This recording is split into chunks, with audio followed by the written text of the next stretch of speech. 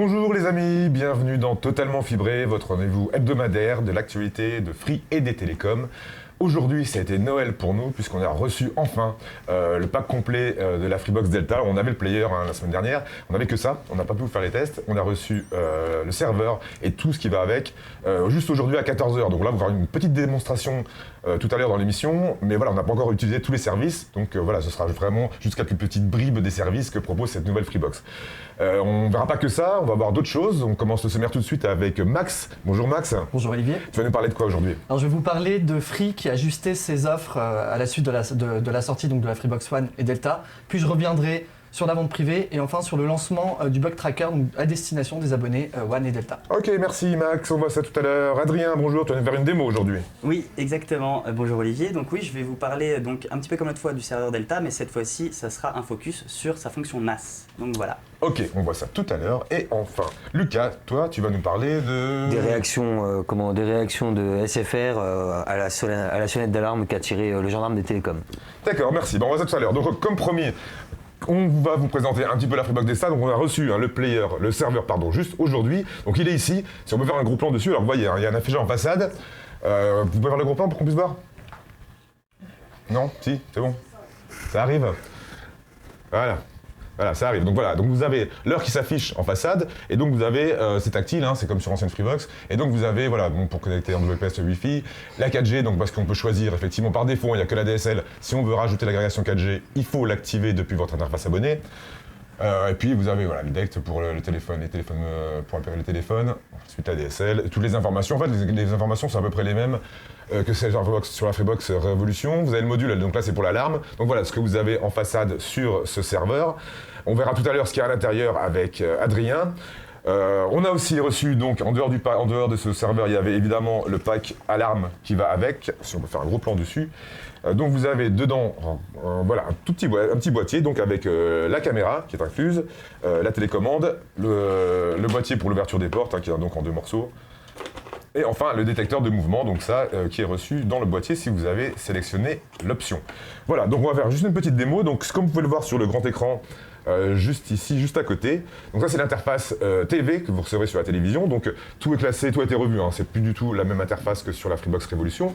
Donc tout est classé par catégorie. Donc vous avez la télévision, le replay, vidéo à la demande, l'actu free, multimédia, musique, mes applications et enfin les réglages. Donc vous allez voir qu'il y a des recommandations qui sont faites pour chacune des catégories. Donc là sur la musique, alors pour l'instant on n'a pas trop navigué, donc on sait pas forcément, les hits de Noël c'est pas forcément ce qu'on a regardé avant.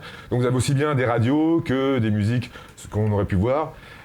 Idem pour le multimédia, l'actu free, donc qui est l'actualité de la Freebox.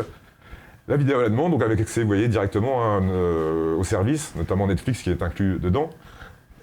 Et donc sur les replays, évidemment, et la télévision, donc avec tous les sous-rubriques qui sont juste en dessous. Hein, donc c'est accessible directement. Non seulement c'est accessible directement, mais en plus, vous pouvez faire vos propres favoris. Donc la première ligne, c'est la ligne des favoris. Par défaut, il vous met le dernier service sur lequel vous êtes allé, mais vous pouvez ajouter ce que vous voulez. Donc si vous voulez mettre TF1 en favori, par exemple, vous pouvez le rajouter directement. Donc voilà pour l'interface télé. Brièvement, on fera évidemment un gros tutoriel, en tout cas un gros test sur l'interface télé durant cette semaine. On veut vous montrer aussi, alors je sais pas si ça va marcher parce qu'on va tester, ça fait à peine quelques heures qu'on le teste, c'est Alexa. Donc on va vous montrer comment ça fonctionne. Bonjour Alexa, Alexa tout court d'ailleurs. Alexa, tu peux nous jouer Mozart? Lecture aléatoire des titres par Wolfgang Amadeus Mozart sur Amazon Music. Voilà, donc on a choisi Mozart, autrement on aurait été encore embêté avec YouTube. Et par exemple, si on veut te retourner sur TF1, donc là il faut demander à OK Freebox, qui est l'assistant vocal développé par Free. OK Freebox. OK Freebox. Allez sur TF1.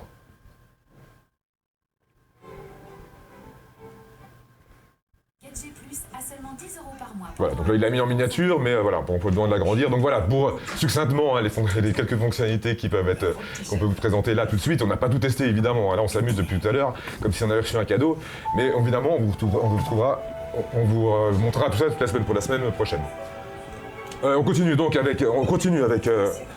avec Max qui va nous parler des évolutions qu'il y a eu au niveau de la Freebox Delta cette semaine, en tout cas que Xavier Niel a annoncé cette semaine. C'est ça, c'est ce qu'on appelle un rétropédalage rapide et efficace. Alors vous le savez, depuis donc, le lancement de la Freebox Delta et la Freebox One, une vague d'utilisateurs ont soulevé un certain nombre de problèmes, d'injustices, en tirant notamment un boulet rouge sur les frais de mise en service de la Freebox Delta qui s'élèvent à 99 €. Et cette semaine, lors d'une interview accordée à Univers Freebox, Xavier Niel a fait son mea culpa et a décidé de corriger le tir. Alors de quelle manière? Alors concrètement, le pack sécurité et le disque dur ne sont plus intégrés automatiquement dans l'offre Delta, mais disponibles en option, ce qui permet en fait d'opter pour l'abonnement, mais sans payer les frais de mise en service. Alors les frais de mise en service sur la Freebox One ont eux aussi été revus à la baisse, donc passant de 69 à 49 €. Les frais de migration sont désormais gratuits donc pour les abonnés de plus de 5 ans contre 8 auparavant. Et ce n'est pas tout, parce qu'un certain nombre d'utilisateurs souhaitaient choisir uniquement le serveur pour profiter de la fibre 10 gigabits, mais aussi de l'agrégation ADSL 4G. Donc Xavier Niel le promet, dans les prochains jours, une offre sera lancée donc, pour les satisfaire. A noter aussi que Free travaille sur le Dolby Atmos, donc qui sera intégré prochainement. D'accord, voilà, donc pour les nouveautés qui vont être annoncées dans les prochains jours sur la Freebox Delta. Mais Xavier Niel n'a pas annoncé que ça. Comme vous avez peut-être pu le voir sur Univers Freebox, on a une interview exclusive avec Xavier Niel, et on a notamment parlé du mobile. Et il nous a annoncé qu'il y aurait une révolution dans le mobile l'année prochaine, avant l'été normalement. Tout va changer, ils vont tout changer, donc on vous propose de regarder un petit extrait de son interview et de ce qu'il a annoncé. Sur le mobile, on va revenir vous voir parce qu'on vous avait dit qu'on changerait quelques petites choses, on y travaille. Je pense qu'il vous faut encore quelques mois pour réinventer un modèle complètement différent sur le mobile à tous les niveaux. En France Ouais, au niveau des terminaux, au niveau des offres. Des tarifs, des forfaits, la distribution, plein de trucs. Donc on vous revient avec des choses qui, j'espère... à court terme ou à plus long terme? Il faut quelques... 2019, j'espère, avant l'été prochain. Et c'est du travail interne, hein, c'est pas un sujet. Mais réinventer. Se dire, super, on a fait une révolution en 2012. Sur les box, sur les Freebox, on a un cycle de 8 ans. Peut-être que sur le mobile, je sais pas, on peut peut-être se dire qu'on a un cycle un peu plus court, de 7 ans par exemple, ou un peu moins, et puis on essaye de se réinventer tous les 6 ou 7 ans. Mais nous, ça nous fait rire, on aime bien ça. Ok, des bonnes surprises à attendre. Si on y va avec des mauvaises surprises, vous n'allez pas être content. Donc on aime bien quand vous êtes heureux, donc on essaie de faire que des bonnes surprises.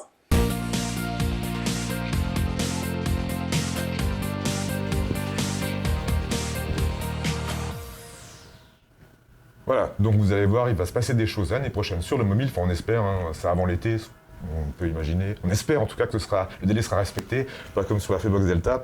On continue avec Max, avec une nouveauté également sur le mobile, en tout cas un forfait qui a en partie pérennisé. Non, exactement. Non, pas du tout. Là, on va parler d'une vente privée. Donc, c'est totalement inédit chez Free Mobile. Vendredi dernier, l'opérateur de Xavier Niel a donc lancé une nouvelle vente privée. Et pour la première fois, Free propose donc un forfait à vie, donc sans limite de durée.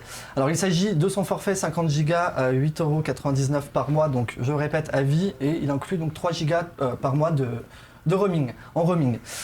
Donc ainsi, Free rejoint Bouygues et SFR qui sont habitués à ce type d'offre, donc sans condition de durée. Donc à noter que cette offre-là a été prolongée pour la seconde fois hier et elle est disponible donc jusqu'à mercredi prochain. Voilà, d'accord, merci Max. Et tout de suite, une démo. Donc là, on a ouvert le serveur de la Freebox Delta pour vous montrer à l'intérieur. Vous savez il y a un disque dur qui livre avec, mais on peut aussi en rajouter d'autres. Adrien va nous expliquer tout ça. Voilà, donc comme Olivier vient de vous le dire, je vais donc vous parler en détail du NAS du serveur de la Freebox Delta. Alors, il vient aussi de vous dire que le disque dur inclus, si vous avez choisi à la souscription, est donc de 1 Tera. C'est un disque dur donc Western Digital de 5400 tours minute, 2,5 pouces, SATA 3 d'une capacité d'1 Teraoctet, donc comme je viens de le dire. Voilà, donc il est ici. Donc il peut accueillir jusqu'à 4 disques durs avec les emplacements. Voilà, comme vous pouvez le voir, je ne sais pas si vous voyez bien, voilà. Il y a donc 4 emplacements vides ici, un en dessous, un au-dessus du disque dur qui est déjà installé.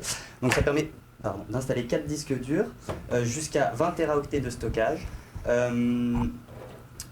Quoi d'autre C'est tout, c'est tout, c'est pas grave d'ailleurs. C'est par le dessous du serveur, on a un petit capot antidérapant.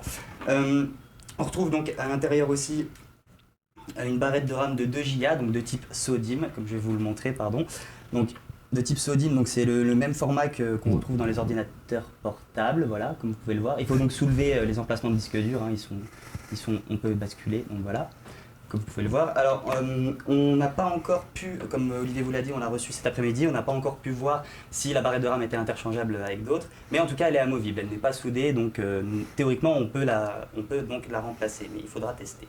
À noter aussi donc qu'on ne peut pas utiliser deux emplacements de disque dur 2,5 pouces pour en mettre un de 3,5 pouces. Ce n'est pas possible. Ça a été une question posée, donc je précise. D'accord, Voilà. merci d'avoir précisé, Adrien. On continue avec Lucas qui va nous parler des plaintes qui ont été déposées sur la plateforme de l'ARCEP, c'est ça? C'est ça, donc l'ARCEP cette semaine a publié le bilan de sa plateforme J'alerte l'ARCEP à l'occasion de son premier anniversaire. Donc 34 000 plaintes ont été déposées en un an. Et en marge pour présenter cette étude, il a aussi lancé un sondage avec Médiamétrie où les utilisateurs ont pu noter leurs opérateurs selon différents critères qu'on voit ici. Donc voilà, les consommateurs vis-à-vis de l'opérateur mobile, fournisseur d'accès. Ça voilà. va aller un peu moins vite, voilà. Voilà. Quoi. Et aussi sur le service client, ainsi que sur le nombre d'alertes. Donc sur 100 000 alertes, combien d'alertes concernent chacun des opérateurs. Et c'est SFR qui a pris la mouche là-dessus, puisqu'il est présenté comme bon dernier de la classe sur la plupart des critères. Alors oui, qui arrive premier déjà? Donne-nous un petit peu le classement. En premier pour les services clients et en tant qu'opérateur, on a Free et Orange quasi ex aequo. Free est premier pour les services clients sur mobile et en général. D'accord, et donc Free, SFR qui est arrivé dernier et qui s'est plaint. SFR est arrivé bien dernier et SFR a très vite réagi à ces déclarations, puisque le lendemain, alors que Alain Veil, le PDG d'Altis Europe, était entendu par une commission du Sénat, il s'est exprimé sur les résultats présentés et sur la communication de l'ARCEP. Pour lui, les résultats présentés ne représentent pas la réalité et, je cite, ne tiennent pas en compte des tendances de SFR qui évoluent considérablement. Si le PDG d'Altis Europe juge ces résultats, je cite encore, préjudiciables pour ces recrutements, l'ARCEP a tout de même ouvert une enquête sur la qualité de service d'SFR. D'accord, oui, voilà, on a l'impression que SFR est un petit peu mauvais joueur sur le coup, puisque c'est petit peu. C'est l'ARCEP qui est à mal l'origine pris de ces résultats-là.